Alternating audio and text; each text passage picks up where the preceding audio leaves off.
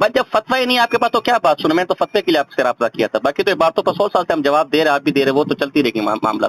जब फतवा ही आपके पास नहीं, देखा ही आपने नहीं है, जिंदगी आपकी मुनाजरों में गुजर गई, जब मुनाजिर ने नहीं देखा तो बाकी किसने देखा होगा, जो है ना।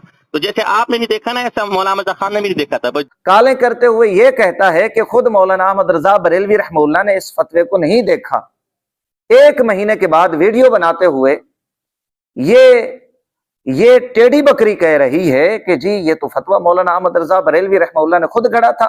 असल में हुआ यह है कि ये फतवा अहमद रजा खान ने खुद अपनी तरफ से, क्योंकि मौलाना गंगोई साहब की कोई वजह तक फिर उसको नजर नहीं आ रही थी, खुद अपनी तरफ से तैयार करके फिर ये नजीर रामपुरी को भेजा कि तू इसे शाया करना, क्योंकि मैं तो असल चोर हूं, कल को मुझे अगर किसी ने पकड़ लिया तो मैं तो कहूंगा मेरा तो कसूर ही नहीं है, मैं तो नजीर रामपुरी से सारा कुछ पेश किया।